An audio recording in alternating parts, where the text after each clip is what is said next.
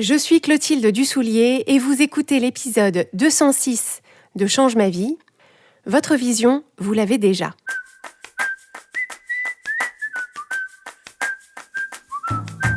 Bienvenue sur Change ma vie, outils pour l'esprit. Je suis Clotilde Dussoulier, je suis entrepreneur et master coach certifié. Et sur ce podcast, je vous livre chaque semaine des outils précis et concrets pour comprendre les mécanismes de votre cerveau et de vos émotions et construire exactement la vie à laquelle vous aspirez. Dans cet épisode, je voudrais évoquer avec vous l'un des principaux obstacles au développement de votre vision. Alors, de quoi est-ce que je parle quand je vous parle de votre vision ? Donc, je parle très simplement de l'image mentale que vous avez de ce que vous voulez. Ce que vous voulez pour vous et ce que vous voulez pour la suite de votre vie dans tous les domaines. Le développement de cette vision, c'est ce qui rend tout le reste possible. Votre vision, ce que vous voulez pour vous, c'est le cap qui doit vous servir à naviguer à travers votre vie. C'est ce qui vous permet de prendre des décisions claires, de faire les meilleurs arbitrages et d'utiliser vos ressources de temps, d'énergie et d'argent de la meilleure des façons pour vous. Si on file la métaphore nautique, on se rend bien compte que si un bateau quitte le port avec un équipage, des vivres et du carburant, mais qu'il n'a pas de destination, il n'y a aucun moyen de prédire où ce bateau va arriver, ni à vrai dire s'il va arriver quelque part un jour, parce que l'océan c'est très grand. Donc certes, il est possible que ce voyage soit sympathique, si les membres de l'équipage s'entendent bien et si les conserves ne sont pas trop mauvaises.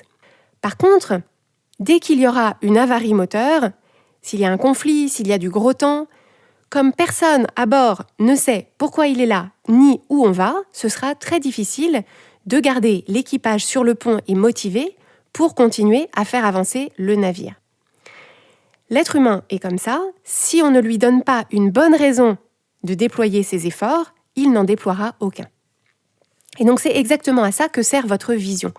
C'est votre vision qui vous permet de rester mobilisé et motivé au quotidien. C'est ça qui vous permet de vous sentir en mouvement et vivant ou vivante au quotidien. Et c'est ça qui permet de vous assurer aussi que vous mettez votre temps, vos efforts et vos ressources au service de quelque chose que vous voulez, plutôt que de laisser votre trajectoire de vie entre les mains du hasard ou de votre conditionnement social ou familial. Parce que c'est ça qu'il se passe souvent, c'est que, en l'absence d'un cap choisi, on adopte le cap qui a l'air le plus populaire ou celui qui a l'air le moins risqué. Au lieu de se demander où est-ce que nous, on veut vraiment aller avec notre bateau, on regarde où on est déjà allé, on regarde où vont les autres bateaux, on regarde les destinations qui sont déjà bien documentées, ou bien on se demande quelle destination nous évitera autant que possible d'être critiqué ou jugé. Donc par exemple, au lieu de se demander ce qu'on veut vraiment dans sa vie professionnelle, on regarde surtout ce qu'on a déjà fait ou déjà étudié, on regarde ce que font les gens autour de nous et comment est-ce qu'ils conduisent leur carrière, et on essaye de choisir quelque chose qui ne déplaira pas à notre entourage, qui n'inquiétera personne et que nos parents arriveront à comprendre. Et le problème, c'est que ça consiste bien sûr à faire le voyage de quelqu'un d'autre. Ça consiste à vivre la vie de quelqu'un d'autre et il n'y a pas pire gâchis que ça. Pour autant qu'on sache, vous n'avez que cette vie-là, la vie que vous vivez en ce moment, et le but du jeu, c'est de vous donner les moyens de la vivre aussi près que possible de la vie qui vous ressemble, la vie qui vous correspond, dans laquelle vous pouvez vous sentir épanoui et accompli. Seulement voilà, un des obstacles les plus fréquents qui s'interpose entre vous et cette vie qui vous ressemble tient en une phrase, c'est « je ne sais pas ». Je ne sais pas ce que je veux, je ne sais pas ce qui me plairait, je ne sais pas ce qui me correspond, je ne sais pas quelle est ma mission de vie, et d'ailleurs, je n'ai pas de passion. Donc le problème de ces pensées-là, c'est qu'elles vous paraissent vraiment vraies, objectivement. C'est comme si vous disiez que vous ne connaissez pas le nom de la capitale de la Moldavie. Et votre réflexe, quand vous pensez que vous ne savez pas quelque chose, c'est comme pour la capitale de la Moldavie, vous pensez que la réponse existe quelque part à l'extérieur de vous, et donc vous vous mettez en quête de la trouver. S'ensuit alors toutes sortes de tests, de quiz et de bilans, dans une sorte de chasse au trésor qui vous permettrait tout à la fin de trouver le bout de parchemin sur lequel il y a écrit « ta mission de vie, c'est ça ». ce que tu aimes, c'est ça. Ce que tu dois faire pour être vraiment heureux, vraiment heureuse, c'est ça. Le problème de tous ces tests, de tous ces quiz et de tous ces bilans, c'est qu'ils vous maintiennent dans l'idée que vous ne savez effectivement pas et que vous avez besoin d'une aide extérieure pour découvrir, pour trouver, pour identifier des réponses qui existeraient en dehors de vous. Et ça détourne votre attention du vrai trésor qui est votre connexion à vous-même, votre connaissance de vous-même, votre propre expertise à votre sujet. Et la seule chose qui peut vous empêcher d'y accéder à ce trésor et de vous en servir, ce sont vos pensées de jugement ou d'insatisfaction au sujet de cette connexion à vous-même ou de votre connaissance de vous-même. Et ça, je vous rassure, c'est très fréquent.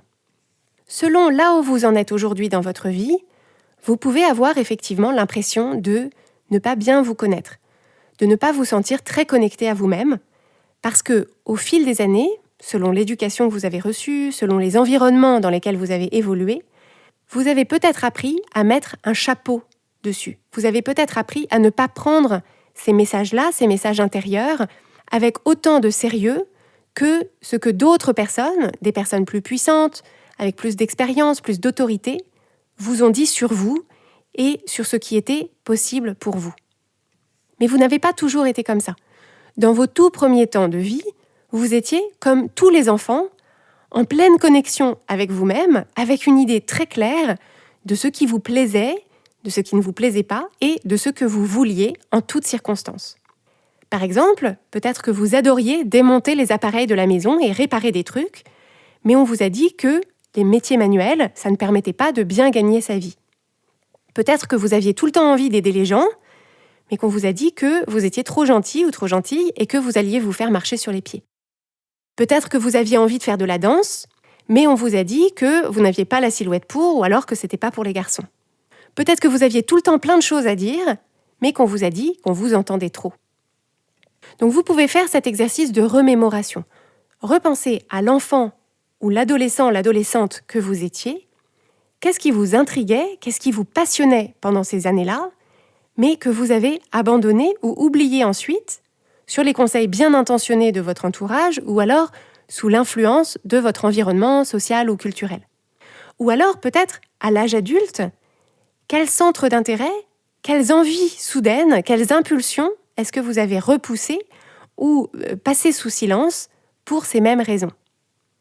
Comme beaucoup d'entre nous, vous avez sans doute appris au fil des années à censurer, à moduler ou à étouffer ce que vous aimiez vraiment, ce que vous vouliez vraiment faire, parce que vous avez compris de façon implicite ou explicite que ça n'allait pas passer, qu'on allait en rire, qu'on allait minimiser ou dévaloriser, qu'on allait vous trouver pénible ou perché, et que de toute façon ça n'allait pas être possible, donc à quoi bon en parler, à quoi bon essayer?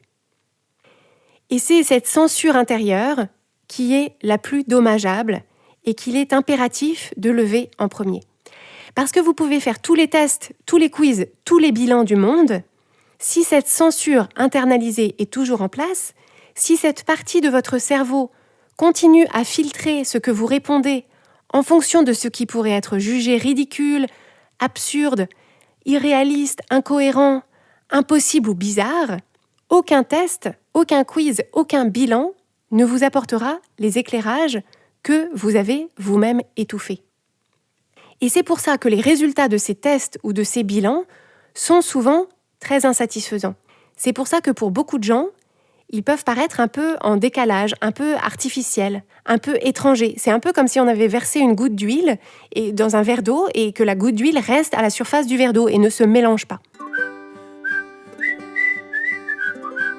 Donc si vous ne ressentez pas de réelle résonance, ce n'est pas parce que ce sont de mauvais tests ou de mauvais bilans en soi, mais parce qu'ils ne peuvent pas refléter réellement ce que vous voulez, parce que vous ne vous êtes pas autorisé à vraiment vouloir, à vraiment exprimer ce que vous voulez.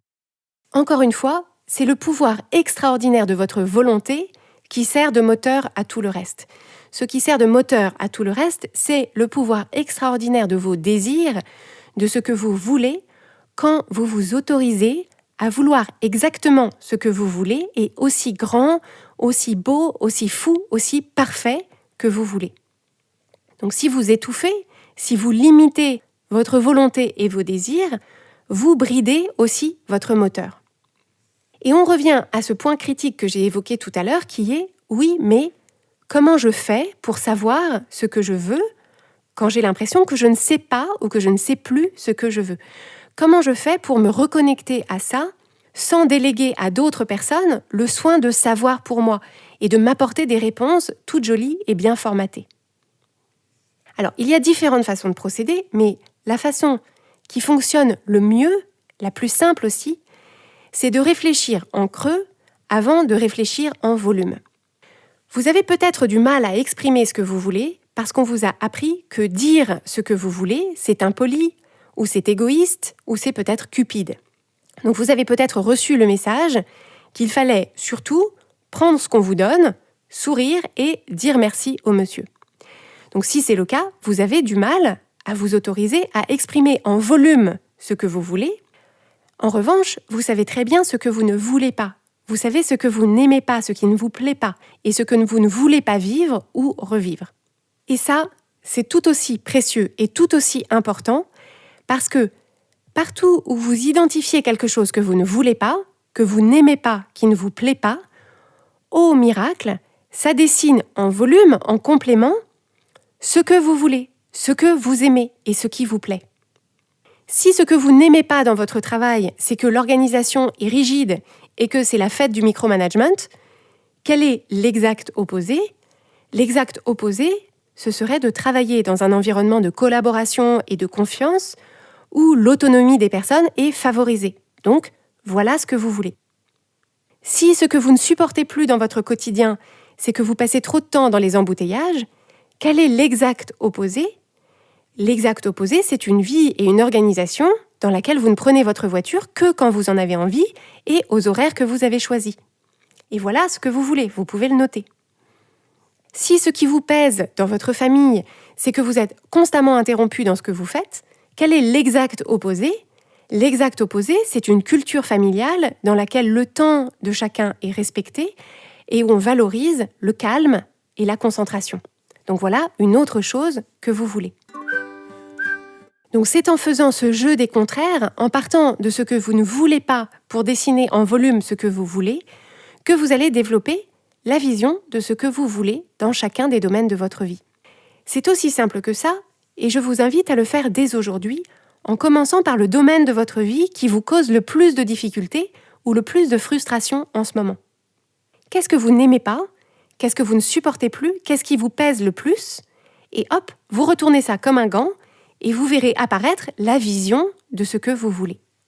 Mais là où ça se corse, c'est que bien sûr, le comité de censure intérieure n'a pas dit son dernier mot. Et qu'à chaque fois que vous vous proposez d'exprimer en volume ce que vous voulez, une voix plus forte va se faire entendre pour dire que ce que vous venez d'identifier est impossible, ridicule, absurde, irréaliste, incohérent, bizarre, ou que vous n'avez tout simplement pas le droit de vouloir ça.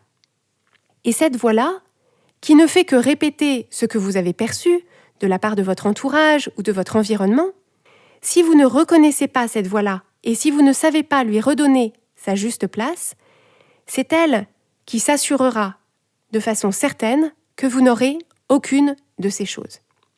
Et donc je vous propose de me retrouver jeudi prochain pour un nouvel épisode de Change ma vie dans lequel on abordera précisément ce sujet.